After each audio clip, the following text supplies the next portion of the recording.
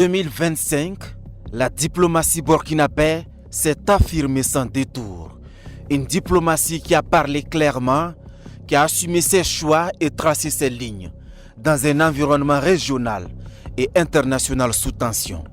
Une constante s'impose tout au long de l'année, la consolidation de la souveraineté nationale. L'un des temps forts reste le déplacement du chef de l'État à Bamako au Mali pour le deuxième sommet de l'Alliance des États du Sahel. Le capitaine Ibrahim Traoré a reçu le flambeau. Il est désormais le président en exercice de la Confédération de l'AES. Aux côtés du Mali, du Niger, le Burkina Faso franchit donc un cap décisif.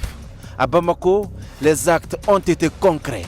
Force unifiée contre le terrorisme lancée, banque communautaire opérationnalisée, télévision de l'AES activée. À ce sommet, l'Alliance a cessé d'être une ambition politique pour devenir une réalité palpable et structurante. Mais cette séquence s'inscrit dans une année diplomatique déjà dense. Dès janvier, le président du Faso, le capitaine Traoré, est à Accra pour l'investiture du président élu du Ghana. Un signal d'ouverture régionale dans une diplomatie qui cultive le dialogue sans renoncer à ses principes. Sur le plan sécuritaire, 2025 est aussi marqué par la fermeté. Lorsqu'un avion militaire nigérien viole l'espace aérien burkinabé, la réaction est immédiate. L'AES se met en branle et s'exprime d'une seule voix.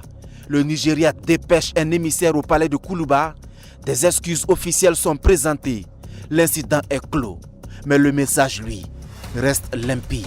La souveraineté du Burkina Faso n'est pas négociable. Cette fermeté s'exprime également dans les relations bilatérales.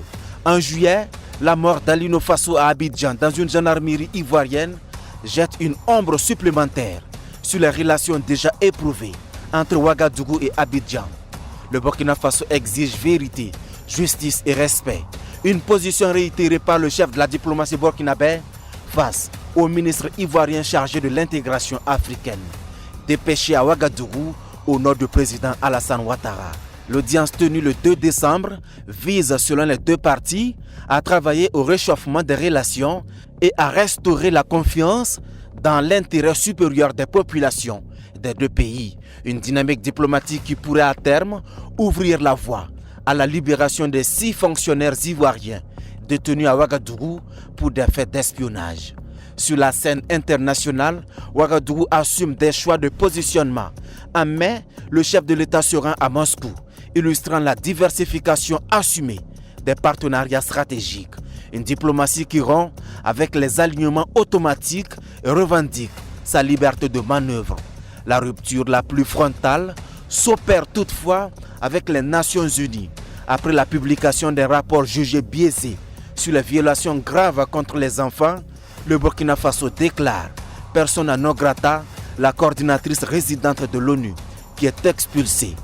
En septembre, à la tribune de l'Assemblée générale, le Premier ministre Jean-Emmanuel Ouédraogo va plus loin, dénonçant un système onusien dont il juge le bilan décevant, voire embarrassant. Au fil de 2025, la diplomatie burkinabé s'est voulue plus directe, plus affirmée. Une diplomatie qui ne cherche plus à plaire. C'est la ligne souhaitée par le chef de l'État et mise en œuvre par le ministre Karamoko Jean-Marie Traoré. À l'orée de 2026, Ouagadougou entend désormais capitaliser sur ses choix, consolider les acquis de l'AES, approfondir les partenariats jugés stratégiques, sans jamais transiger sur les principes.